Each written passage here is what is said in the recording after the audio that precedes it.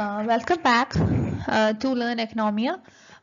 If you have gone through my previous videos, it was actually about the elasticity of demand, and I hope you are very much clear with the concept elasticity of demand. Having understood the concept of elasticity of demand, it is easy to understand the concept of elasticity of supply. So these concepts like elasticity of demand, elasticity of supply, etc. are very much important in the arena of microeconomics. So when I say microeconomics, you have to understand that elasticity concept is not only used in the arena of microeconomics, it's also used in other fields. It has got a much variety of applications in practical life as well. So we have seen a portion of that in the concept of elasticity of demand itself. So having discussed all those things, it's a right approach to understand elasticity of supply now. So let's get started. Elasticity of supply is the degree of responsiveness of quantity supplied to changes in prices. That is, as we have already discussed in the case of elasticity of demand, the only difference here is with respect to supply. So in the case of demand, we measure the percentage change in quantity in terms of quantity demanded, whereas in the case of supply, here we measure the percentage change in quantity in terms of quantity supplied. Okay, that is the only difference between the elasticity of demand and elasticity of supply.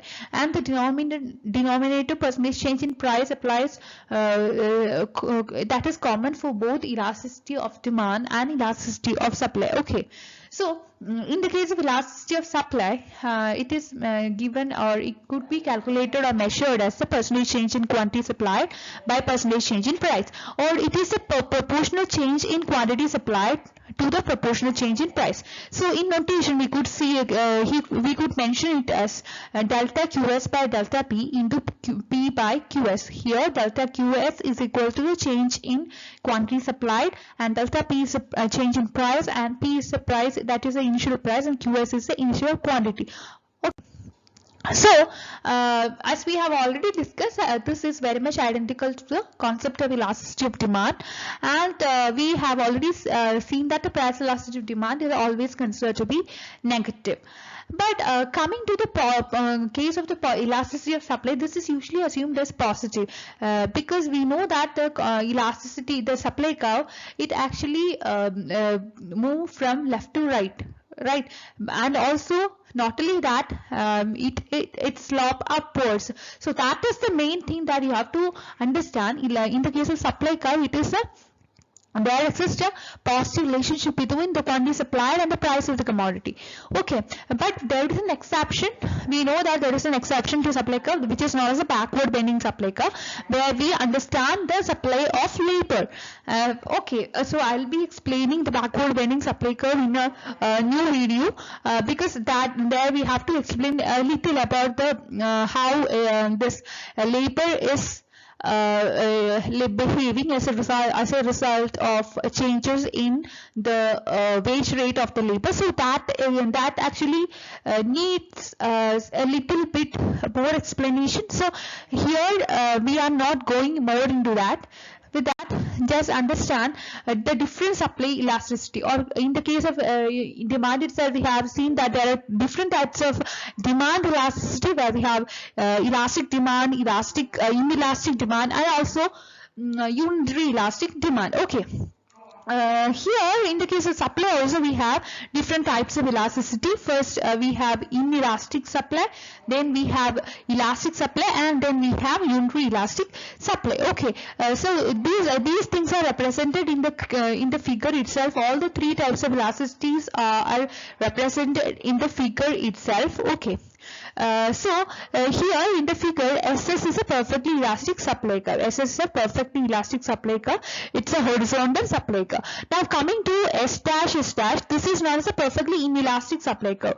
Okay, and also OS, the curve which starts from the origin, this is known as a unitary elastic supply curve. So I hope you are very much clear about the concepts of different concepts of or different elasticities.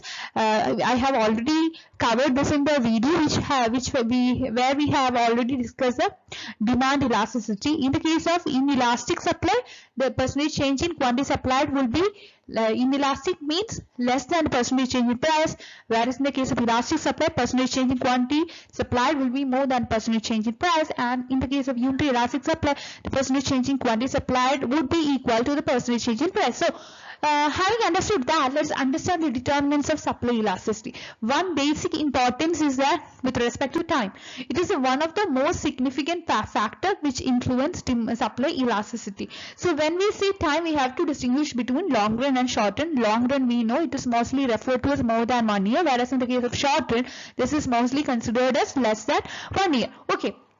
So it is very important to understand how does time influence supply elasticity. When we say that we have more time, or in the long run, we could see that the supply is elastic, whereas in the case of short run, supply is inelastic.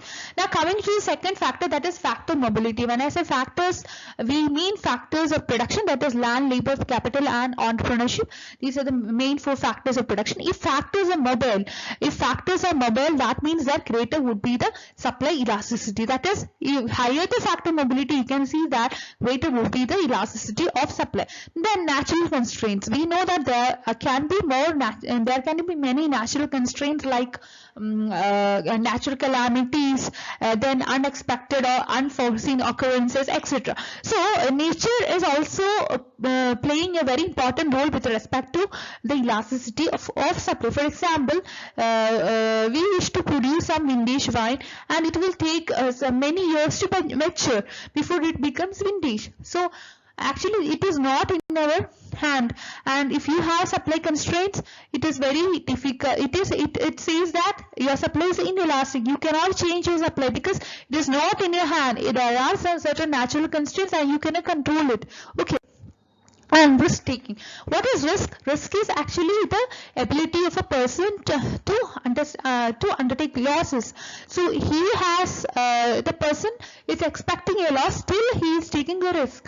That doesn't mean that he will definitely suffer the loss, but there is a 50-50 chance of getting a profit or a loss. So even though there is a 50-50 chance, the person is more willing to take that risk. Even if he incurs a loss, that doesn't matter to that person who is a risk lover. So these things are also very much important to understand. Risk itself is a very important concept in the arena of microeconomics. We have to understand this concept very clearly, because we have to deal with a separate video where we discuss the concept of risk and uncertainty. So that we will do one by one. We will cover each of these concepts. So coming back to the case of elasticity of supply, it is said that the more willing entrepreneurs,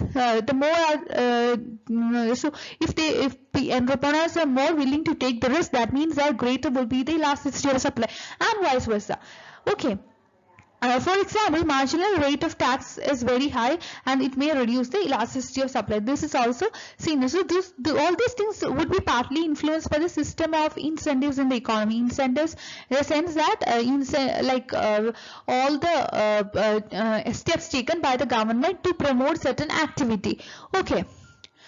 Then cost. Next point is cost. Supply of or elasticity of supply actually depend upon the extent to which how cost change as output is varied.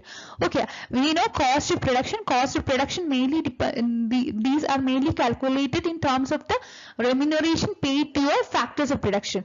So what are the factors of production? As we have already explained, land, labor, capital, and organization or entrepreneurship, and the costs incurred are remuneration of factor payments. When I say factor payments, for labor we pay wage, and for capital we pay rent. Okay, so these kinds of things are known as factor payments. Okay, for land, Okay. These kinds of things. So if unit cost rise rapidly as output rises, then the stimulus to expand production response to price rise will quickly be chalked off by the increase in cost that occurs as output increases. In this case, supply will be rather inelastic. So having discussed all those things, I request you to like, share and subscribe this channel for more videos in the different arenas of economics. I'll be covering videos in the arena of microeconomics, macroeconomics, development economics, financial economics, or I think I hope you have gone through many of my videos, which in this channel actually is a mix of economics where you could understand different arenas of economics. I'll be trying to cover all the theoretical parts in the economics, and after that we'll be looking at, after covering all the theoretical aspects in economics, then we will be looking at the policies and its implementation and how it is working in the Indian economy and all, and also how it is influencing the world economy. All these things will be covered. So thank you for watching this video. Please like, share and subscribe to my channel, and also if you have any doubts, please comment in the comment box. I'll be responding to your comment. That's all for today's video. Thank you.